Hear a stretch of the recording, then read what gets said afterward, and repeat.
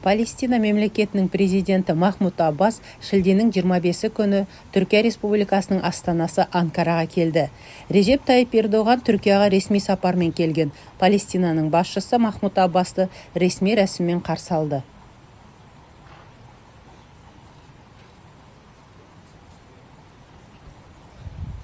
Onur kıtası! Selam! Dur!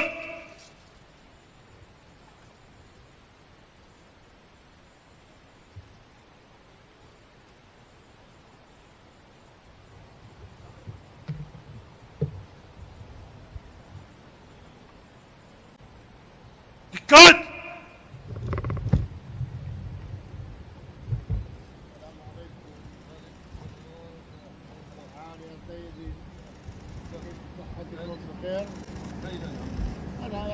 أنا تقريبا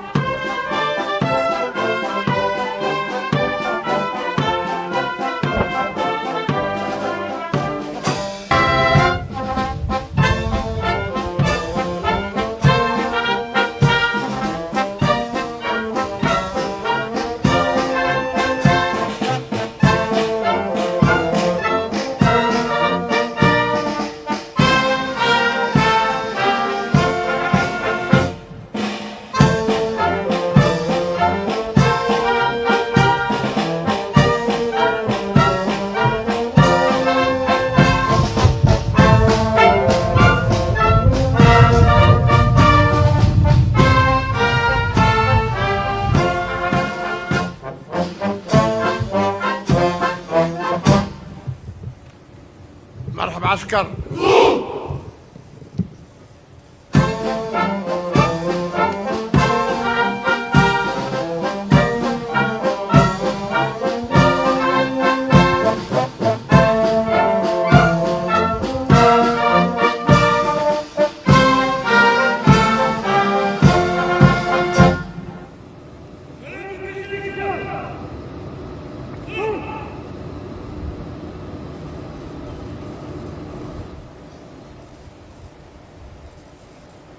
Ресми салтанат аяқталғаннан кейін екі жақтың басшысы екі елдің үкімет құрамымен танысты.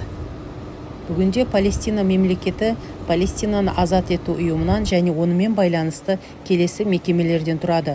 Палестина мемлекет басшысы Палестина орталық кеңесімен тағайындалады. Палестинаның ұлттық кеңесі деген мемлекеттік заң шығарушы органы бар. Палестинаны азат ету ұйымының атқару комитеті үкіметтің функцияларын орындайды.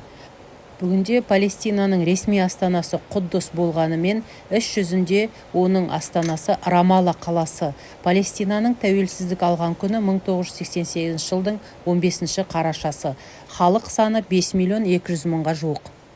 Палестина мемлекеті бүгінде өзінің валютасы жоқ, өзінің әскері жоқ, Біріккен ұлттар ұйымына мүше емес мемлекет статусында.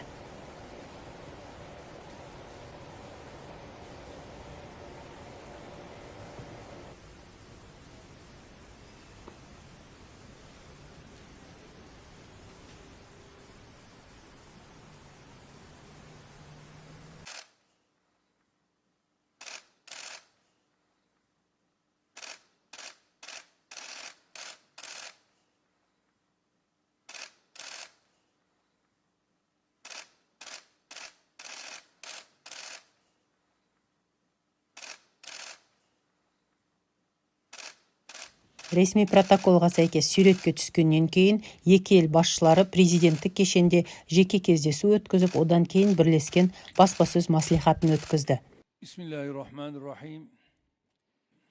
Ерекше рахымды және мейірімді Алланың атымен өз сөзін бастаған Режеп Тайип Ердоған Палестина президенті Аббасты Анкарада қабылдауға қуанышты екенін білдірді және Аббас пен делегациясына қош келдіңіздер деді. Палестина басшысы Махмуд Аббас соңғы рет Түркияға 2022 жылдың тамыз айында келгенін еске салды Ердоған. Содан бері онымен әртүрлі жағдайда жақын байланыста болдық. Түркиядағы сайлау кезінде Палестина халқының барлық мүшесінің қолдауы мен дұғасын біз қатты сезіндік деді. Еліміздің түкпір-түкпірінде, әсіресе Стамбулда, Құддуста, Рамалада және Газада болған қуаныштың куәсі болдық деді. Құрметті ағам Аббас мырзаға, барлық Палестина халқына өз атымнан алғыс айтқым келеді. Қуанышымызды бөліскен халқына рахмет. Әр түкпірдегі жүздеген миллион бауырларымыздың сенімін ақтаймыз деп үміттенемін, деді Режеп Тайып Ердоған. Бүгінгі кездесуде Палестинадағы оқиғаларды егжей-тегжейлі талқылағандарын айтқан президент былай деп жалғастырды. Біз қарым-қатынасымызды одан әрі дамыту үшін жасауы мүмкін қадамдарды бағалау мүмкіндігіне ие болдық. Біз Палестина мемлекетінің күш-қуатын нығайтуды қолдайтынымызды растадық. Палестина халқының әлеуеті мен қазіргі жағдайын жақсартуға атсалысамыз. Халықаралық қоғамдастықтың, әсіресе Біріккен ұлттар ұйымының Палестина мәселесімен белсенді түрде айналысуына мән береміз, деді. Түркия ретінде біз Палестина халқымен ынтымақтастық орнаттық және Палестина халқына қолдау көрсетіп жүрміз және бұл қолдауды жалғастырамыз, деді. Палестина ісін ең күшті лайықты түрде жалғастырамыз, деді Ердоған. Біз Палестинадағы оқиғаларды мұқият қадағалап отырмыз. Біз адам өлімінің, қираудың, елді мекендердің заңсыз кеңеюінің және зорлық-зомбылықтың көбейгеніне қатты алаңдаймыз. Осы орайда қаза тапқан палестиналық бауырларымызға тағы да Алланың рахмы болсын. Палестина мемлекеті мен халқына көңіл айтамын, деді. Аймақтағы әділ және тұрақты бейбітшілікке жетудің жалғыз жолы екі мемлекеттің шешім тұжырымын қорғау екенін ескертті. Қасиетті орындардың, әсіресе Әл-Ақса мешітінің тарихи мәртебесін өзгертуге бағытталған әрекеттерді ешқашан қабылдамаймыз, ол мүмкін емес, деді. Палестиналық бауырларымыздың арасында бірлік пен келісім осы процестің негізгі элементтерінің бірі екенін баса айтты. Осы салада жан-жақты қолдау көрсетуге дайын екенінде қадірлі ағаммен бөлісемін, деді. ТИКА, Түрік Қызыл жарты айы және түрік үкіметтік емес ұйымдарының Палестинаға гуманитарлық және басқа да көмектерінің жалғасатынын білдірді. Біріккен ұлттар ұйымының аясында Палестина ісін ары қарай да қолдайтынын білдірді. Кездесулер барысында аймақтық оқиғалармен қатар екі жақты қарым-қатынастар туралы пікір алмасқандарын айтқан президент Ердоған, біз Палестина ісін барынша күшті түрде қорғауды жалғастырамыз және Палестина халқының қауіпсіздігі мен әл-ауқатын арттыруға бағытталған барлық күш-жігерді қолдаймыз, деді. 1967 жылғы шекаралардың сақталатындығы Біріккен ұлттар ұйымының параметрлері негізінде Палестинаның астанасы Құддус болуы аймақтың тыныштығы мен тұрақтылығының басты шарты, деді Режеп Тайып Ердоған. Менің есімімнің Палестинаның Рамала қаласындағы алаңға берілгеніне ерекше көңілім толғанын білдіргім келеді, дейді.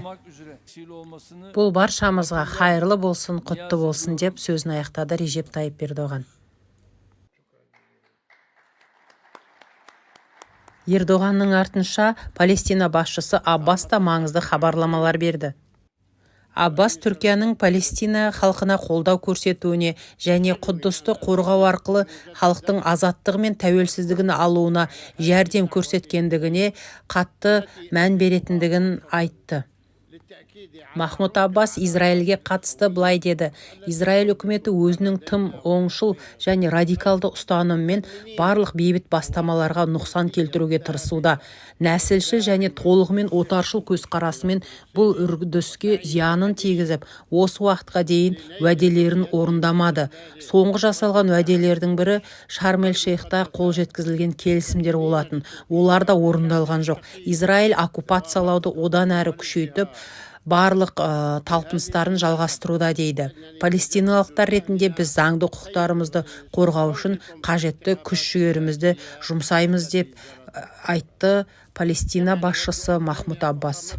Халықаралық қауымдастықтың бұл мәселеде дәрменсіз екенін және Палестина халқына қарсы жасалған қылмыстарға бей-жай қарағанын атап көрсеткен Аббас, Біріккен Ұлттар ұйымы қабылдаған 1000-ға жуық қарардың ешқайсының да орындалмағанын баса айтты.